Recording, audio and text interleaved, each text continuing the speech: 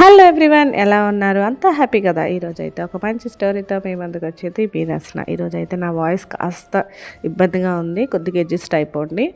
ఈరోజైతే ఒక మంచి లవ్ స్టోరీ చెప్పుకుందాం. ఎందుకంటే ఫిలాసఫీ చెప్పి చెప్పి నాకు బోర్ కొడుతుంది, వినడానికి మీకు బోర్ కొడుతుంది. కాబట్టి ఈరోజైతే ఒక మంచి లవ్ స్టోరీ. రాకుమారి తిరిగి వచ్చింది. ద ప్రిన్సెస్ రిటర్న్ అనమాట. ఇద్దరు పిల్లలు మైథిలి అండ్ సిద్ధు అనమాట. వాళ్ళు ఒక ఊర్లో కలిసి ఉంటారు. వాళ్ళు ఒక ఎగ్జిబిషన్లో కలుస్తారనమాట. వాళ్ళిద్దరూ ఒక్క రోజులో మంచి ఫ్రెండ్స్ అయిపోతారు. ఎలా అంటే చిన్న పిల్లలు కదా, ఫ్రెండ్షిప్ అవ్వడానికి ఎంత టైం పడుతుంది, అవుతారు. సిద్ధు అయితే మైథిలికి ఒక మంచి క్రిస్టల్ స్టోన్ అయితే ఇస్తాడు గిఫ్ట్గా. సరే కలుసుందాం అనే టైంకి వాళ్ళైతే కొన్ని సిచ్యువేషన్స్ వల్ల ఊరు వదిలి వెళ్ళిపోవాల్సి వస్తుంది సిద్ధు వాళ్ళు. ఎందుకంటే వాళ్ళ నాన్నగారి ట్రాన్స్ఫర్ వల్ల తనైతే ఊరెత్తిలి వెళ్ళిపోతాడు. తనైతే లాస్ట్కి మైథిలి అయితే బాయ్ చెప్పుద్ది, కొంచెం సాడ్గానే. కానీ టైం అయితే గడుస్తూ ఉంటుంది కదా, 15 ఇయర్స్ అయితే కళ్ళు మూసి తెచ్చేలోగా గడిచిపోయింది. సిద్ధు మంచి ఆర్కిటెక్ట్గా సెటిల్ అయ్యాడు, మంచి బిల్డింగ్స్ బిల్డ్ చేస్తున్నాడు, హ్యాపీ లైఫ్. కానీ ఇప్పటికీ కూడా ఏంటి అంటే మైథిలినే తన కళ్ళ ముందు తిరుగుతుంది. తను మైథిలిని రాకుమారిగా ఊహించుకున్నాడు అనమాట. సో రాకుమారిగానే ఫిక్స్ అయ్యాడు.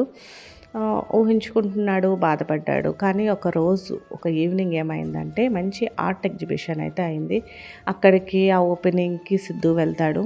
అక్కడ అన్ని పిక్చర్స్ చూస్తూ ఉంటే ఒక అమ్మాయి అయితే కనిపించింది. తను చూస్తే తనకి తన రాకుమారిలానే అనిపించింది.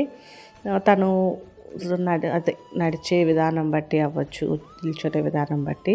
కానీ ఎవరిని పడితే వాళ్ళని అడిగలేరు కదా. సో దగ్గరికి వెళ్ళి రాకుమారి అన్నాడు అనమాట.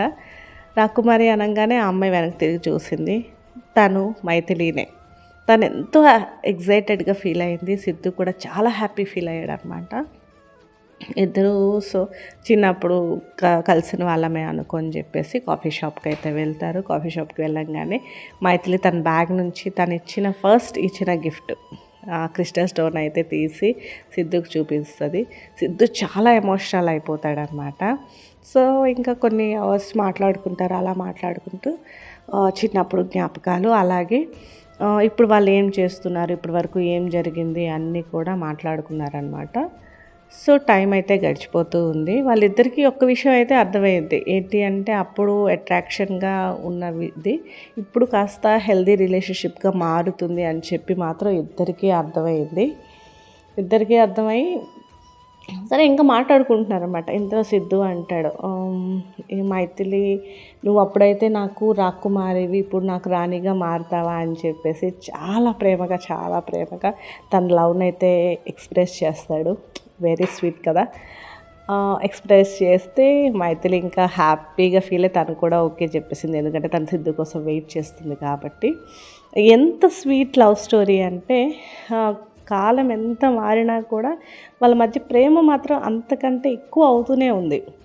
తను చిన్నప్పుడు మొదలైన స్టోరీ ఇప్పటి వరకు రావడం, అలా వాళ్ళు కలుసుకోవడం అనేది సో స్వీట్ కదా. అసలు వాళ్ళ లైఫ్ చాలా బాగుండింది అనమాట. సో ఇలాంటి లవ్ స్టోరీస్ నాకు తెలిసి ఇప్పుడైతే ఉండవు, ఇంత ప్యూర్గా ఎవరైతే ఉండరు. కథలు కాబట్టి చాలా బాగుంటాయి. సో స్వీట్, నాకు చాలా నచ్చింది. సో మీకు కూడా నచ్చింది అనుకుంటున్నాను.